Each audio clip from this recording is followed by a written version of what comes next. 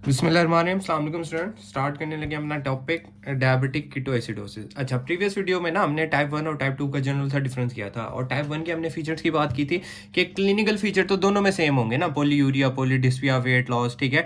और जो diabetic ketoacidosis है ना, ये हॉलमार्क था टाइप 1 का, ठीक है। और टाइप 2 का था हाइपर ऑस्मोलर, ठीक है। ये आगे जो आएगा ना हमारा hyper osmolar hyperglycaemic state, HHS, तो वो टाइप 2 का फर्दर आ जाता है। तो अब हम बात करते हैं डायबिटिक कीटोएसिडोसिस की। ये क्या होता है? हॉलमार्क होता है टाइप 1 का, और ये मेडिकल इमरजेंसी, मतलब टाइप 1 का पेशेंट है, उसको एक इमरजेंसी हो गई है डायबिटीज की, तो ये मेडिकल इमरजेंसी होती है जिसमें हाइपरग्लाइसीमिया हो गया, ठीक है। हाइपरग्लाइसीमिया एसोसिएट होगा मेटाबॉलिक एसिडोसिस के, और इसमें क्या होगा, कीटोन लेवल बढ़े हुए होंगे, रेज्ड होंगे, जिसकी वजह से फ्रूटी स्मेल होगी उनकी ब्रेथ में ना, उनके सांस में खुशबू होगी, फ्रूटी स्मेल होगी।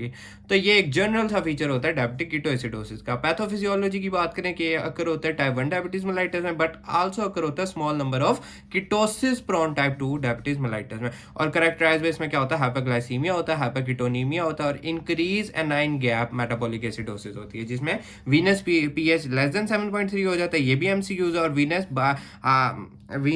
वीनस बाइकार्बोनेट कितने लेस देन 15 मिलीमोल पर लीटर हो जाते हैं। ये भी एमसीक्यूज है, दोनों एमसीक्यूज में आते हैं, ठीक है। इनकी वैल्यूज पूछते हैं। देन एनाइन गैप को हम कैसे निकालते हैं? Anion gap is equal to होता है sodium minus chlorine plus bicarbonate, ठीक है। और सोडियम, एक ये रफ आइडिया की बात करें तो ये 8 है, और इन दोनों की जो रेशियो है ये 12 है। तो ये अब एनाइन गैप माइनस में आ गया, -4 आ गया, तो इसका मतलब है ये नेगेटिव में इंक्रीज हुआ है।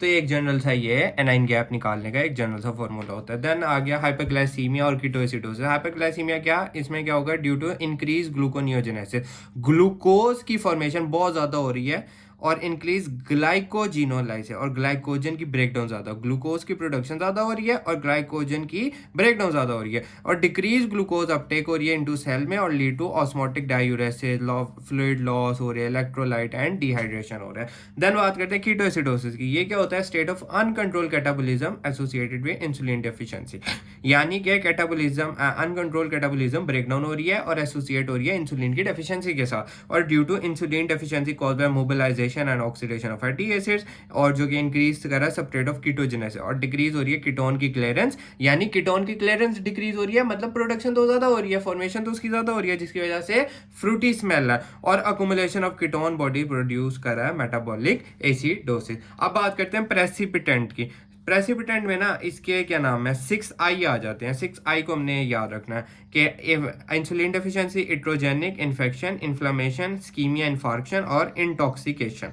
तो ये हमें जनरल सा इसके 6I हमें याद होने चाहिए। देन बात करते हैं क्लिनिकल फीचर्स की। क्लिनिकल फीचर में क्या आ जाते हैं? Symptom polyuria, polydipsia, dehydration, nausea, vomiting, abdominal pain, weight loss, weakness, blurred vision, ये सारे उसके एक जनरल से सेम होंगे डायबिटीज मेलाइटस टाइप 1 के, लेकिन ये सवेयर होंगे, यानी सवेयर पोलीयूरिया हो रहा है, डिस्पिया हो रहा है, डिहाइड्रेशन, एक सवेरिटी इसमें आ जाती है। बाकी जनरल सा सेम होता है सबका।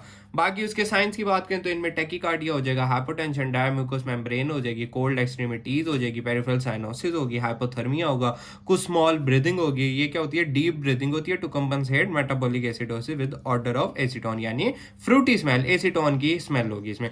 एपैथी, ड्रोजीनेस, कंफ्यूजन, कोमा, ये जनरल से इसके एक साइंस आ गए। देन बात करते हैं डायग्नोज की। डायग्नोज हम इसको कैसे करेंगे कि ब्लड ग्लूकोज बढ़ा हुआ होगा, कीटोसिस पॉजिटिव, या कीटोसिस में क्या होगा, पॉजिटिव यूरिन और सीरम कीटोन होंगे, यूरिया, क्रेटिनिन, इलेक्ट्रोलाइट के थ्रू हम डायग्नोज कर सकते हैं। इंक्रीज ब्लड अंडर नाइट्रोजन कर सकते हैं, over creatinine ratio, serum sodium के थ्रू कर सकते हैं, सीरम पोटाशियम के थ्रू कर सकते हैं, आर्टीरियल ब्लड गैसेस के थ्रू कर सकते हैं, सीबीसी करा सकते हैं, ईसीजी करा सकते हैं, चेस्ट एक्सरे करा सकते हैं। देन आती है मैनेजमेंट में। मैनेज हम इसको कैसे करते हैं? मैनेजमेंट में हम शॉर्ट एक्टिंग इंसुलिन दे सकते हैं, फ्लूइड रिप्लेसमेंट करा सकते हैं, पोटाशियम रिप्लेसमेंट करा सकते हैं, एंटीबायोटिक दे सकते हैं। तो ये जनरल सी इसकी मैनेजमेंट आ गई। बाकी इसकी डिटेल है, हमें वो करने की कोई ज़रूरत नहीं होती, ठीक है। हमने जब जनरल सा हमने इसको डायग्नोज पकड़ना होता है, उसकी इन्वेस्टिगेशन बतानी होती है, और उसकी मैनेजमेंट बतानी होती है। देन ये इसकी सारी डिटेल है, हमें करने की कोई ज़रूरत नहीं है। अब हम बात करते हैं जी हाइपर ऑस्मोलर हाइपरग्लाइसीमिक स्टेट। ये क्या होती है? वो हॉलमार्क है टाइप 1 का, ये होती है हॉलमार्क होती है, या अनकंट्रोल टाइप 2 की वजह से हो जाती है, ठीक है। और इसमें भी सवेयर हाइपरग्लाइसीमिया हो रहा है विदाउट सिग्निफिकेंट ऑफ कीटोएसिडोसिस, यानी कि इसमें जो है क्या नाम है, इसमें कीटोएसिडोसिस, कीटोन की स्मेल नहीं होगी, फ्रूटी स्मेल नहीं होगी, ठीक है। और ये प्रीवियस इसको क्या कहते थे? Hyper osmolar non ketotic coma भी इसको कहते थे, but coma is not common feature, लेकिन कॉमा इसका फीचर नहीं था, जिसकी वजह से इसको हम just hyper osmolar hyperglycaemic state कहते हैं।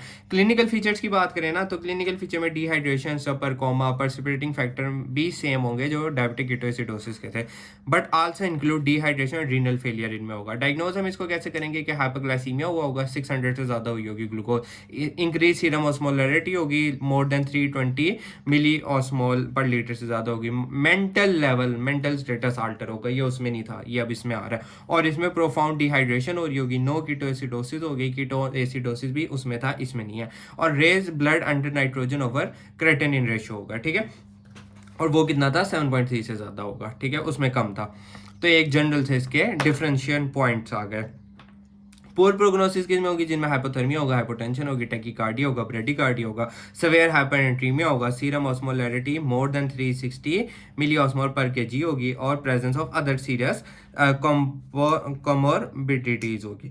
ट्रीटमेंट इसका भी फ्लूइड रिप्लेसमेंट करा दो, एक्सेस हाइड्रेशन करा दो, और इंसुलिन थेरापी करा दो। जनरल से इसके क्लिनिकल फीचर्स आ गए, ठीक है। अच्छा, इसकी ना मैं आपको एक पैथोफिजियोलॉजी बता देता हूँ क्या होता है। सबसे पहले इन्फेक्शन या इन्फ्लेमेशन हुई, उसके बाद ना इंसुलिन पे स्ट्रेस हुआ, उसकी वजह से हार्मोन कॉर्टिसोल और ग्रोथ हार्मोन की प्रोडक्शन हुई, और ग्रोथ हार्मोन इंक्रीज हो गए, जिसकी वजह